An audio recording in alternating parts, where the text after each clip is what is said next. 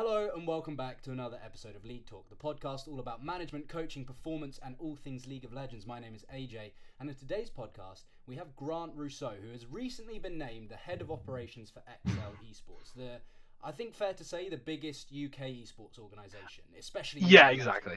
So thank you so much for your time. No, thank you. Thanks for having me. So why don't you give us a little introduction about yourself? Could be anything. Sure. So go back a few years. So engineer by trade in terms of did engineering at university, chemical engineering. Went on to be an accountant for a accountancy firm, Ernst & Young, and was loving that esports life. I've been watching esports for a couple of years at university. Friends had introduced me to this game called League of Legends, and there's this team called Fnatic, and it's all great. And I was like, oh, this is pretty fun. So fast forward, finishing university, just running my own UK esports org, and then became an accountant. Didn't particularly enjoy it, wasn't my thing. Thought I'd go commit to esports in some fashion. Didn't know what that was yet. So went full cold turkey and started emailing teams, and then got luckily picked up by Council Logic Gaming as a development coach. I had no idea. Yeah. Funny enough, I started my esports career at CLG of all teams, and have kind of just been bouncing along since then, finding more appropriate roles to me and where I can have more of an impact. And today here I am at Excel. So it's worked out so far. Wow, what an interesting path though. So you did chemical engineering. Went to be an accountant. Yes. Head of operations. What a weird step 1, 2, 3. Exactly. And I mean, engineering relates to the operations side a lot because it's you're effectively the operations of the company. It's like the way an engineer works in a factory. Let's make it more efficient, make it save money. It's the same idea in operations. So in that sense, it's the same. But yeah, a bit of a weird one to get here. League of Legends was the game, right? That when you entered sports, that was the one that you watched. Yes, or just mainly a spectator. I played for a year and a half. I was awful. I'm definitely not going to be a pro player in my life, but what I did fall in love with was the esports side. And I think it was the competitive element. I've always loved sports, but never been particularly good at any of them. So for me, it was like, oh, hang on, there's a competitive element here, which I fall in love with, and I feel like I can have an effect on that. So it kind of just started from there. Amazing. Because, you spoke about CLG and you spoke about now being at XL, but your previous roles, they're pretty big. This isn't just some sort of a little part-time UK guy. This is big stuff. Your previous role was a parent company of Splyce, right? Yes. And yes. Mad Lions, Toronto Defiant were all parts that you started to go through, right? These were so exactly, yeah, kind of, I guess, made my name, as it were. I've been jumping around as coaching / team manager stuff, and Splyce approached me 2 years ago and was like, can you run our European operation? And I was like, oh, great, a career path. I like the look of it. And so I said yes, and after something like 7 months, they promoted me to director of operations, and I moved out to America. And then this new company came in and bought us as well, which I helped oversee. And before I knew it, we went from sort of this little Splyce with a League of Legends team and a couple other teams, and making our way along to having 3 franchises and buying Mad Lions and just being like, this is nuts, man. And and carrying on and working as a director with them. And they were great to me. They were fantastic. But I was looking to come back to the UK, and that's when Excel hopped in. I was like, I have a great opportunity with OAM, but I don't want to live in America. So, I chose to make that switch. But yeah, it was quite a journey with Splyce and with OAM. Yeah, and if you don't mind chatting a little bit about this, because sure, the Splyce, Mad Lions, Toronto Defiant. So for those who don't know, Toronto Defiant is in the Overwatch League. Not necessarily something that we talk about on this podcast too much. We've done esports stuff in the past, but generally focus on League of Legends. But therefore you are working in 3 different leagues, 2 different games. This is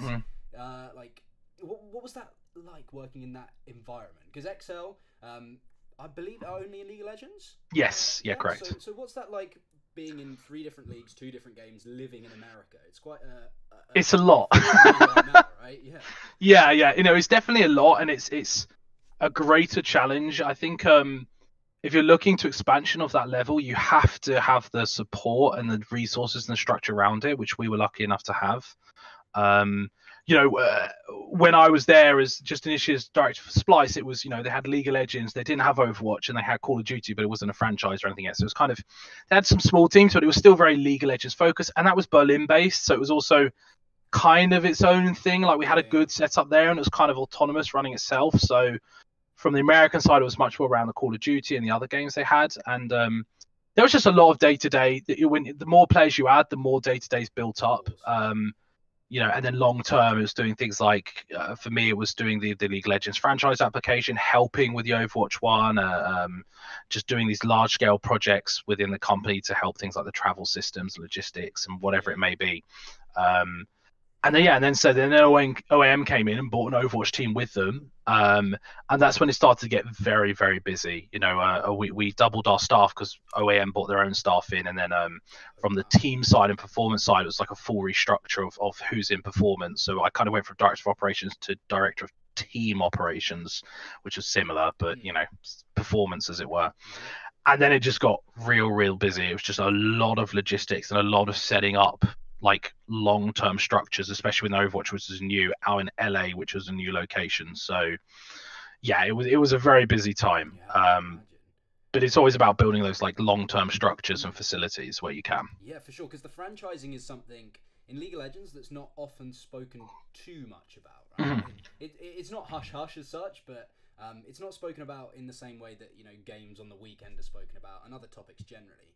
But obviously you were part of the EU franchising when Splyce were going in, and then actually the like sort of creation of the OWL, I guess, to an extent, with Splyce going into to run. Sure.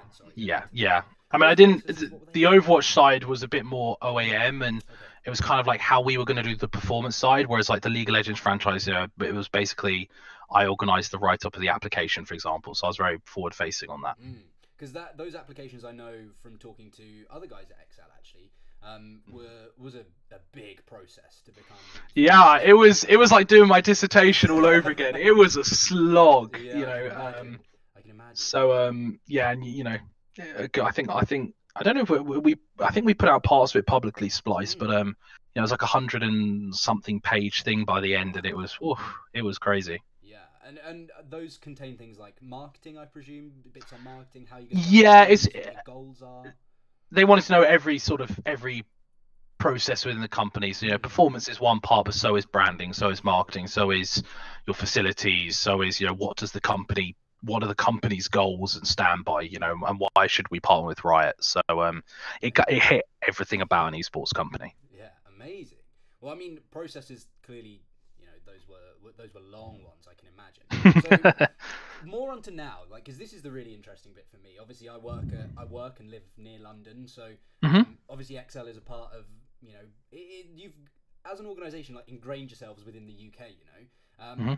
But for you personally, the job title head of operations can be jargon filled in a way. It's one that if you don't necessarily know what head of operations means, it can be like, what on earth?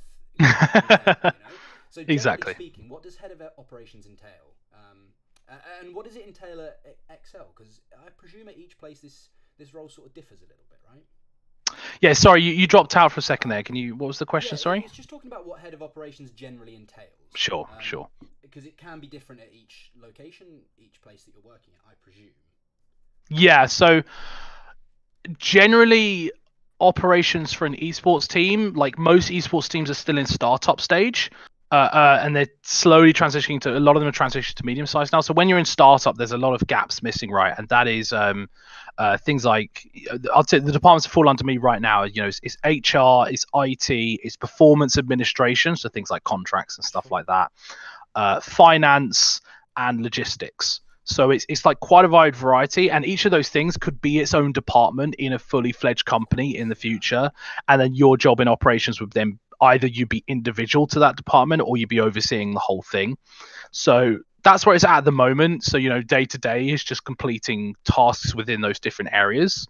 And then obviously, you know, long term, you're building up sustainable departments and better processes and systems to make sure that they become more autonomous, that you can hire people within those and they know what they're doing. So it's almost like the building blocks of a factory. Like I'm building the blocks of the company to make sure it can last long term. Of course, yeah, because you know, I've worked in coaching companies. That's my background. Who's Mhm. been in traditional sports. And the head of operations that I've worked with in traditional sports coaching, and more specifically tennis, was just sort of like the day-to-day things to make sure everything's running smooth. It was getting the coaches in the right locations, making sure they know what they're doing, they're trained up, all of these different things, and making sure that the ship doesn't sink, basically.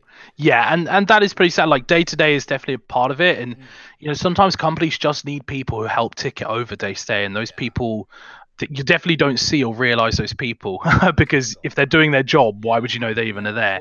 Of course. But especially in startups and in esports, the reason it's a job that appeals to me is because there's those long-term foundations that are needed to make a team successful and make a company successful, and so I like being able to impact on that and help it. So obviously the HR and the IT is what it is, but like obviously the performance division, that's where I love working on. Of course, that's why we all join esports. So for me, that's where I have the most fun. Of course, because as you were saying, you weren't like birthed and been completely in esports, right? You've spent your time elsewhere. And have you noticed like the difference between traditional sports and esports is probably thousands of years, really.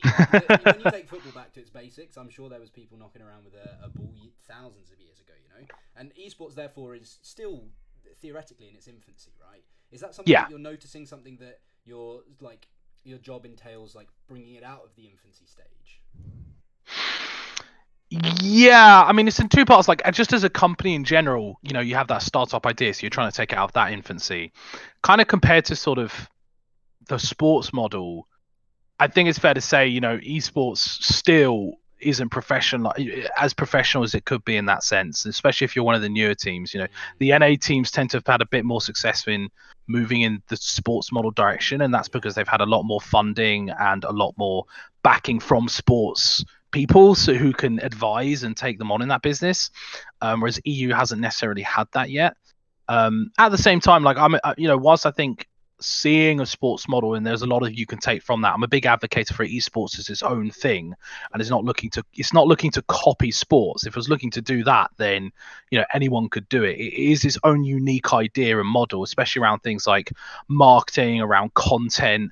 The most synonymous thing you see from the sports model is the actual performance. All the things related to performance can translate across, but I think everything else is different. And it's if anything, it's trying to break the sports model, which is a background of sponsorship and ticket sales and advertising, whereas this is more around online content, creating community and creating fans and digitalizing. So the approach it's taking for revenue is completely different to the sports model.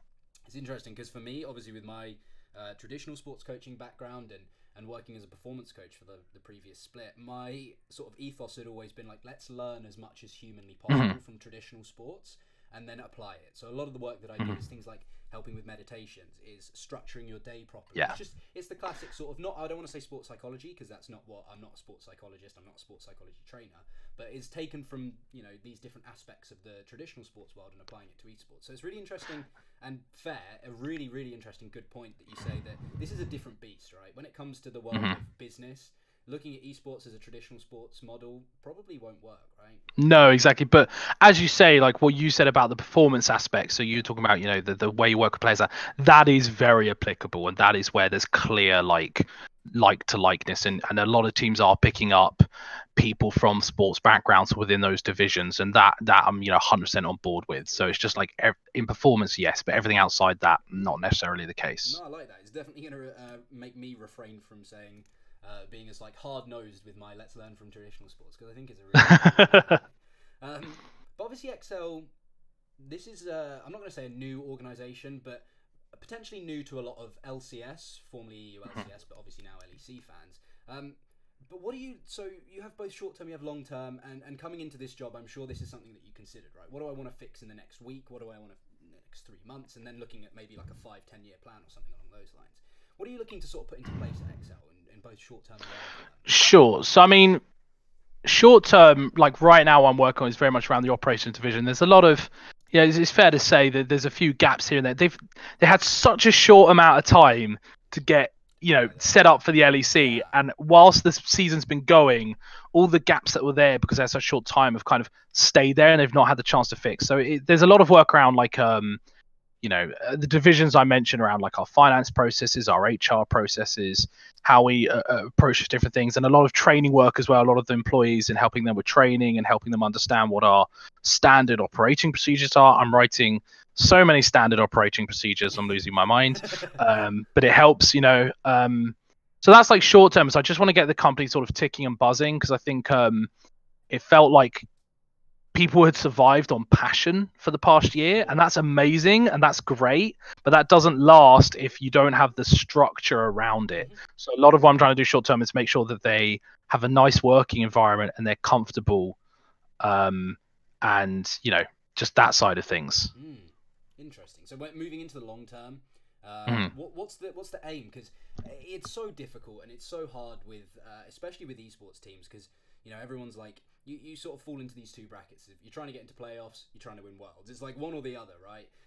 And when you're coming into sort of formalizing procedures and things like that, obviously your impact is going to be potentially on the people, on the staff, on the employees, and even the players at some time. So how is that for you? Because obviously the vision of Excel, I'm sure, is to get better and better each year.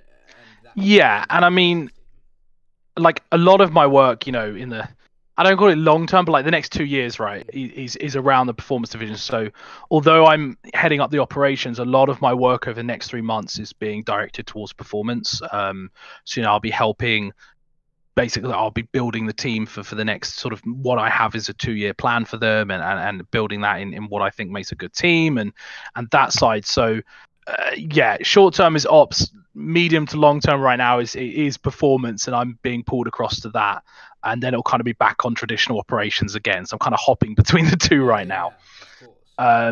So I want to help the people as much as I can. I want to help the company culture as much as I can, and that's where the ops really makes a difference, because if people are buzzing about their jobs, that resonates through the entire company, and it can hit the players just as much as a good coach can. If they feel they can trust the company, that the company's there to help them, is helping them grow their brands and just their personalities and even their mentalities towards the game, etc. And that comes from us. And I need to make sure that the structures and building blocks are there to allow the players to have those opportunities. Yeah, for sure. A huge advocate myself of infrastructure for the players. I think, a lot of times the amateurism, and I'm not necessarily talking about LEC level, because I'm sure it's nothing like that, but when you sort of get down to ERLs, national leagues, and not casual, but semi-professional play, the infrastructure unfortunately can't be there. It's very difficult to afford the infrastructure. But when you can afford it, and having job roles like yourself, who's going to be looking at performance, how do we make these players feel more comfortable? How do we create this great culture? That I think Excel is, in terms of culture-wise, has been doing a pretty good job, right? It's not a horrific scenario to be in where you're like, oh my gosh, this culture is horrendous. Yeah, and I've walked into those before, and it's not fun, but I've not walked into that. Fortunately, Excel I've not walked into that here, and they've done I described to them, they have a fantastic baseline. They've built up really good facilities. They've built up a great, they've hired a great staff. They've got the core blocks there for a successful esports company. So as I said, like a lot of my work now is just actually taking that and building upon it now, because obviously there's been some mistakes, there's been some errors, and they've been unsure of how they tackle certain things. They've also not had time for a lot of things because everything was so rushed. But the fantastic news is like the core building blocks are there, and it shows in the community they're building, the fandom they've gained, the players and they've got, who whilst may have finished 10th, like there are players in that team that a lot of people respect and say are great players, who've grown. So they've done the basics right, and that's exciting for me, because that's always the scariest moment for me, having to come in and try and build that, because that takes a lot of work and a lot of effort, and you kind of get distracted from what you want to do. So instead, now I get to kind of take what they've built and then now kind of build it in sort of my vision or my experience. So that part's much more exciting. Yeah, and facility is something you touched on there, and this one is super interesting, because as far as I'm aware, there's 2 teams in the LEC that act in the way that Excel do, Excel being one of them, Origin being the other. And that the way they act and the way that they work with their practice and training is very interesting, because you guys practice or train, as far as I'm aware, do correct me if I'm wrong, but like Origin, you practice and train in a completely different country, not just location, but country, to where you compete in, right? So Excel, correct, yeah, of Twickenham, which is obviously the biggest rugby ground, one of the biggest stadiums in the UK, And then obviously going to Berlin for the competitive stage. So what are your takes on this? How do you feel about that? And how is this now going to be for the next years? Years to come. Is this something that you guys want to keep up? Yeah. So. It's a difficult one, right? Yeah, and that's something that I'm gonna have to work on. So obviously they've been doing this system where they've been flying from the UK, and I mean the facilities that they have here for the players is, for me, it's world class. Like what they've built in Twickenham is just unbelievable. Like I can't wait to walk into this office every day. It's insanely good. So when you have these world class level of facilities, you want to use them to the best of their ability. And when players are having to travel between the UK and between Berlin, it's not easy. It's it's about 5 hours total with the flight and actually moving. So you have to balance it of like the sacrifice of losing those 5 hours and where the players' sleep schedules or whatever it may be, versus spending a week in the world class facility versus having a pretty average facility in Berlin. Sure. Do you gain more than the travel versus being in Berlin? So over the past 2 splits, they've obviously done the travel element. And as far as I'm aware, they plan to continue with that. I can't really comment on that yet because it's something I need to look at. But I think everything is a really solid model because of how good the facilities are here and how good the setup is here and just every element about it. There's a lot of infrastructure problems with Berlin as a city, which makes it hard for esports. So to see such a great setup here in the UK, like I think makes it a lot easier. But yeah, logistically, it's interesting with the travel. That's for sure. But I mean, for me, the inefficiency is something that is rife within practice in esports, right? And that can be down to let's take tennis for example, and I've yapped on about this way too much, but I'll go into it swiftly again. It's like if you're trying to train a forehand, you can drop feed. You can literally drop a ball, someone can hit a forehand, right? In League of Legends, there's nothing like that really. You have a practice tool, but truthfully, if you're looking to train or practice something, you enter into a scrim block for 45 minutes, and maybe or maybe not, you practice and train the thing that you wanted to practice or train, right? So taking any inefficiencies out in terms of let's make this a world-class facility that everyone's going to want to be at, everyone's going to want to be playing in, practicing in, training in, and having the infrastructure for that definitely seems like a massive plus, and that's something that ikes me the most about League of Legends, coming from a traditional sports world. The inefficiencies of training in esports. I don't know about esports generally, but League of Legends specifically. Yeah, like League of Legends is one of the more advanced ones, so if it's inefficient in League, it'll be inefficient in esports.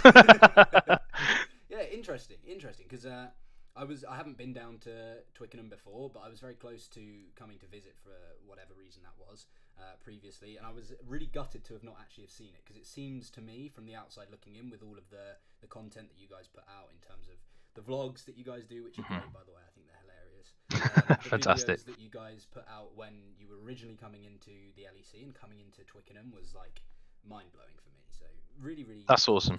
Are you at the UK finals next week? I'm not, unfortunately. Oh, so we'll give you a tour then, because it's at Twickenham, but next time. It's actually at Twickenham. It's at Twickenham. The finals are at Twickenham. Wow, that's huge as well. Huge for the UK scene to have such an advocate like that. Sold out as well. Like 450 tickets sold out. It's awesome to hear. Yeah, because UK esports is very up and down, and the way that the league is structured is Excel and Fnatic obviously being in there is great for everyone, but can also be like, unfortunately, there's a lot of eyes on you guys and not a lot of eyes on the other team, which is like completely understandable, But I'm super happy that 450 tickets have gone like that. Yeah, it's really, really promising. Like I didn't expect that either, so it's great to see. Amazing. So yeah, the career path is something that has always been intriguing me. But one thing that is difficult is the learning processes, right? For traditional sports coaches, you go to the LTA if you want to learn how to be a tennis coach. You go to the FA if you want to go and learn to be a football coach. These are things, there are ways of learning this, but learning head of operations is like, I wouldn't even know where to start. So where do you increase your knowledge? Is it just sort of vicariously? Is it by doing mentorship? Yeah, it's not been easy. Like, you have to have a certain mindset, I think, for operations. It has to be very proactive thinking, very logical and puzzle solving. And I was lucky enough to get that through my degree. The engineering aspect. I worked in, a coffee factory for a year as part of the degree, where you're literally going out and going, that pipe could be better, and we should put a new pipe here. And it sounds crazy, but that mindset relates across. In terms of actual practical abilities and skills accordingly, I've been lucky enough to be in environments where making mistakes is encouraged and you know, learning from them. Splyce was just the best for this. So over 2 years, I've made so many mistakes and just learned so much and been allowed to do that. And I think encouraging environment like that is so important. And I really want to encourage that at Excel. So that's been the lucky side, I think. And then on top of that, it's, you know, it's the usual. It's reading books. It's trying to do training. I've done a couple training courses, and I want to do more on project management and just learning new softwares. And you have to, you know, just as with anything, you have to be going out there and improving yourself for that role. You know, because if you're not doing that, and you can't always rely on the company you're with to do it for you, you know, it's a bit unfair. So, yeah, I think I've just got very lucky with Splyce, and then in general, I've just tried to back it up with my own work. Yeah, because uni's difficult, right? I'm going into my 4th year at university come September, Nice. Studying sports management. But the things that I've noticed in 2-3 years of being at university is if you don't want to be there, it's like you're the one that's losing out. If you're there and you're not really putting effort in, you only lose, really. So you've got to be this sort of motivated individual where you can push yourself forward. But also it's that it's quite difficult because maybe it's my course, I'm not entirely sure, but it can be you spread things too thin in some scenarios, right? Where sports management for me is such a big topic. Maybe engineering is slightly different because that may be a bit more focused. I'm not entirely sure. Chemical engineering, maybe even more so. But you have so many different topics that you're like, I want to do that, but I've only got like 6 weeks, 8 weeks, a semester of doing so, you know? So was university, other than the problem solving aspect of that, is there anything that you really take over from chemical engineering? You know, there was a lot of, the reason I say I did chemical engineering over chemistry is because there's a lot of team aspects to it, right? A lot of the engineering side is all around team-based projects, long-term team-based projects. You know, literally my final year project was, most people in their courses are doing these giant dissertations. My final year project is, hey guys, you've literally got 15 weeks to design a factory from scratch, and it's 5 of you, and whatever grade you get as a 5. So that teamwork element and being able to do effective time management, being able to lead teams, being able to I guess team management, essentially, you know, how everyone's working together, setting short-term goals and long-term goals, and just working week to week. A lot of those skills definitely translate over into this role and into esports in general. And you know, it's just even certain chart work you do and certain things you learn specific to engineering, but it's more project management than it is engineering. I'd say that's what has been so helpful to me, along with the mindset, and that's why I really liked it as a course. It's what stood out to me, because I didn't know if I wanted to be a chemical engineer, but I knew it would allow me sort of those opportunities from a project management aspect, and that's what appealed most to me. Interesting. Because one of the things that you touched on there very quickly, and I apologise, hopefully this is okay, it's not one of the questions that I send through to you, but it has been a theme that's cropped up a couple of times here, is short-term versus long-term. Now, I've spoken to several different people on the podcast, actually, and opinions can differ quite a lot, but the short-term, I always talk about the short-termisms of esports, you know, and how esports can be very short-term, and it's similar in some aspects to traditional sports, where if a player's not doing well, they're gone. If a coach isn't doing well, they're out. Is this something that sort of follows into operations, or is this always a bit more like, let's look at the bigger picture? Yeah, I don't think it's something that's as applicable to operations. You know, if you kind of remove the performance element, I mean, performance is always like that, but from an operations standpoint, you're always trying to look to the long term. The problem that can happen, and is very common in esports companies, because especially when you're new or you're relatively new, you end up in this like firefighting mode where every day something new is going wrong. You're putting out that fire, and then you never have a chance to actually fix the reason why that fire started, because you've just now got to go fix your next fire. So it's very easy to fall in that sort of firefighting mode, reactive element in operations, where you'll literally end up stuck on day-to-day work and there's nothing else.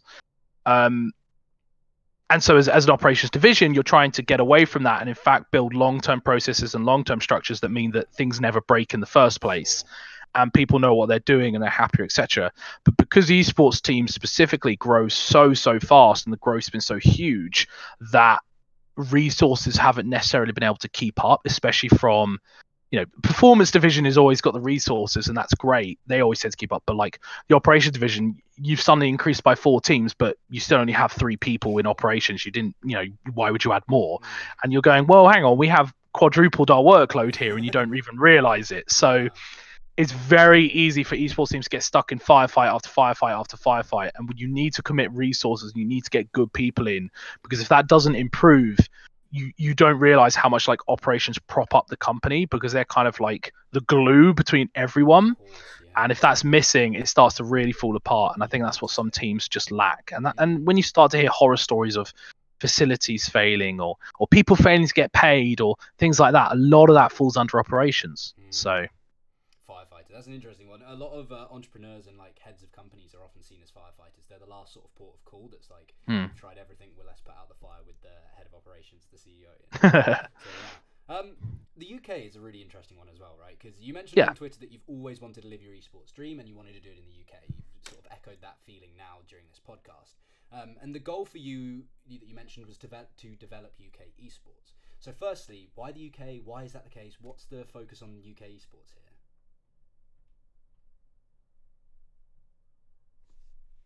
Sorry, my Discord's playing out. Sorry, can you go through that again? Apologies. I just said the focus for you and your goal was always to develop UK esports, you know. Why was it the case? Why did you want to live the dream in the UK scene rather than the Spanish scene? Or it's just, it's...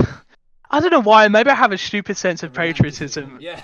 like I don't know why. So, you know, I definitely always...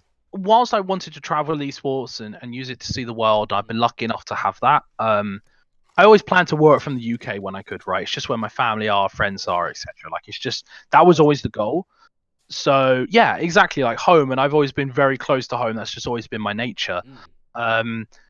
What I realized, however, was if I want to get home, the UK scene needs to build up to a point where it can offer me a job accordingly, right? And unfortunately, the UK scene was super far behind Europe, which is super far behind America. So the UK scene is like non-existent. And let's be honest, if with respect, if Excel hadn't got into the LEC, I think you could probably still say UK esports would be a point of amateur esports still. For sure. So I was very lucky that Excel got in, and then as soon as they did that, I was on the phone like, Kieran Joel, come on, man, like help me out. And they just happened to have a role going. But it's because I always wanted to get a job here. I'm always like, well, I imagine that's what everyone else who wants to do UK sports is probably going to work from the UK. And the best way we can help everyone get home and feel like they're progressing something even more than themselves, but actually like helping a whole industry, is if I start working on the UK industry and the UK sports industry, and then I can help other UK sports people get jobs. Then we can all be happy together. You know, it's a romantic dream, I guess, but no, I like it. I just know it mattered to me. It mattered to me, and so I imagine it matters to other people, and so I'd like to help on that. Yeah, because the UK esports is one of those things. Now, I spoke, it was ages ago. I don't know if you're aware of Shikari, who used to be Fnatic. He was Fnatic top player in Instant, That's right. We had a podcast ages ago, months and months ago, but we were talking about the UK scene and what is a potential barrier is the console nature. I don't know about you, but for me, being 22 now, I grew up on consoles. I was not a PC gamer, and I think a lot of my friends I was the same. Like that, right? So we had PlayStations, we had Xbox, there was a GameCube, you know, and that to me is quite a big barrier to UK esports. Most of the people that I know now, my world is traditional sports, so it might be a bit different because FIFA's so rife. But it's always been console versus PC. And do you think, in terms of a barrier, that's a big barrier? Are there any other barriers to UK esports that you're noticing? Well, I mean, kind of touching on console there, like I agree with it to a point, but for an example, Call of Duty is like the biggest console selling game out there, right? And I grew up on so much Call of Duty in that. And you know, if you look at the CWL League over the past few years, majority of it is American based teams, and even the UK teams right now, unfortunately, you know, Red Reserve folded. You have Reciprocity, which is a new one, and I think, you know, it's kind of loose ties UK. It's more Canadian now, and but you have all these UK players, but they're sitting on American teams, and you know, they're not UK focused, as it were. And so part of me goes, well, hang on, if the UK industry is so advanced and console is the big barrier, then why don't we have 4 or 5 UK based focused Call of Duty teams killing it? And it's not the case. So and there has been in the past, but they keep sort of going up and under, and Red Reserve's best example when they've gone under. So I don't know if console is the barrier. I don't think the barrier is anything to do with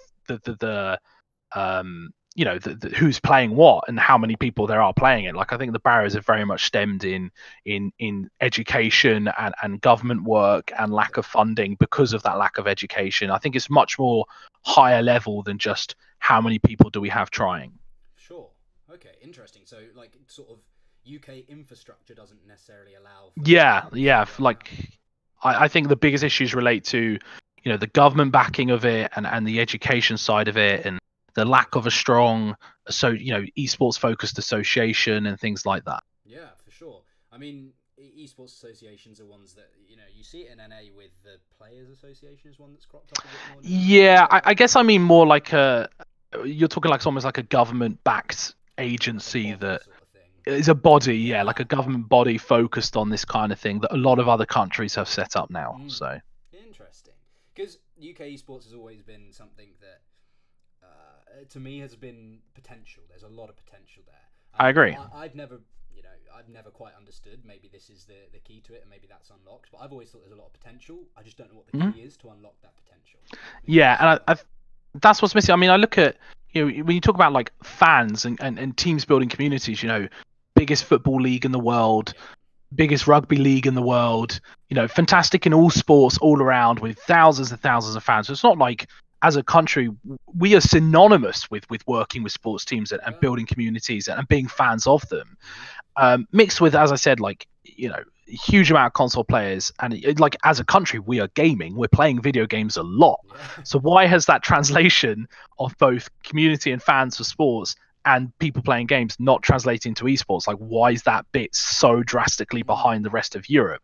And that is, for me, it's like a education infrastructure. And that's when all those things I talk about come in, because nobody is helping it from a high level get better. Makes sense, for sure. Because that pretty much sums up all the questions and all of the topics that I had for us today. So the last question, and I asked this to everyone, and it's sort of sprung upon you somewhat. But the question I always ask to everyone is, what is one thing that you can teach myself or the viewers from your world? And to give it a background, we've had little quotes, we've had book recommendations, we've had little bits of Polish language, little bits of what was the other one? Bulgarian, I think, was in there at one point. There's been loads of different things. So it can be absolutely anything. It could be the book that you might have on your bedside table. It could be the latest album that you've listened to that you think is really good. But from your world, what is there something that you could teach us about? I could say a book, but I think I won't cop out with a book, and I'll try and say something else there. So I think so many of us are passionate about esports and desperate to get into it, and if they are in it, desperate to see it grow. And it's like we are so focused and pushed by passion, and that is amazing. But like, I guess my word of advice and try to say is being your hang on, how to say it. Passion should be your driver, but not your method. And remember that as passionate as you can be, make sure to use tools and educating yourself and learning different ideas and thoughts and structures that you can bring into esports and you can bring into your teams to help them be better. And don't let passion perhaps blur your judgment of what you think should be right and what you think should take forward. Like, make sure to always keep an open mind. This is an industry no one knows how to do it right. So just don't let passion blur the lines. Let it just be your driver, and instead, make sure to continue learning, continue focusing, continue educating yourself to be better. I think that's probably the best thing I can say. That's amazing, yeah. And it echoes from a coaching world, right? This is something that is rife within coaching. It's don't stop where you are now. This is the thing. Yeah. You want to get the next qualification. You want to keep making yourself better and keep driving forward as an individual. But it's interesting to see it from that standpoint of, let's not just do this for ourselves, but let's do this for everyone that's involved and everyone that sort of loves this exactly. industry. And that's exactly why, for me, I've come back to the UK scene is what I want to do, because it's about helping the next generation of people. I'd love to see the next generation of kids just watching UK esports and it being their hobby and their fandom, and they just get to love life as a result. We're creating something so happy for people here, and we're so lucky to be able to work in an industry where we literally create joy. That is our job. So let's not let passion's amazing, but let's not let it cloud our judgment for moving forward. Yeah, amazing. And just as a side note, I don't know if you saw that video on Twitter where this kid got a jersey, one of the Team Liquid shirts for his birthday.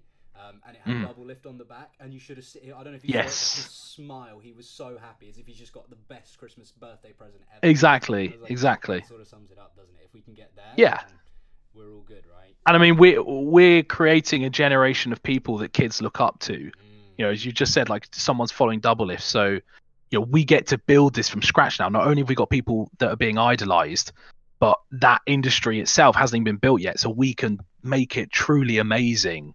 So let's do it right. The drive and the passion's very remarkable. That's very respectable, the way that you see that as an approach. Very commendable indeed. Thank you. So yeah, that's pretty much everything, my dude. So first of all, thank you so much for coming on. I really appreciate your time. I know it's a busy day. It's quite late in the evening. So always a busy day in esports. No such thing as an off day in this industry. Amazing. So if people want to find you, they want to get in contact with you, maybe have a question, maybe want to talk in some way, shape or form, what's the best place that they can do that? Best way is to message me on Twitter, so GrievanceGR. I have my DMs open, and I respond to every single DM I get. So if you have questions, thoughts, wonders, anything, just DM me on Twitter. Amazing. So all your links will be in the description as well.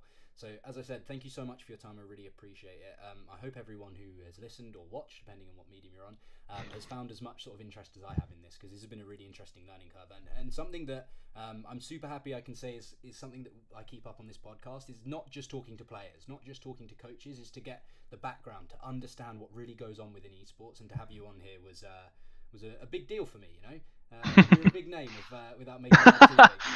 Thank you. So, yeah, really feels weird hearing someone say that. Like, it's just odd to me. Thank you. But yeah, I appreciate your time, and for those who are watching, I hope you've had a really good episode. I hope you have enjoyed this, whether you're commuting, whether you're walking the dog, whatever it is. I hope you've got some value and enjoyed it. So thank you ever so much for listening, and we will see you on the next one.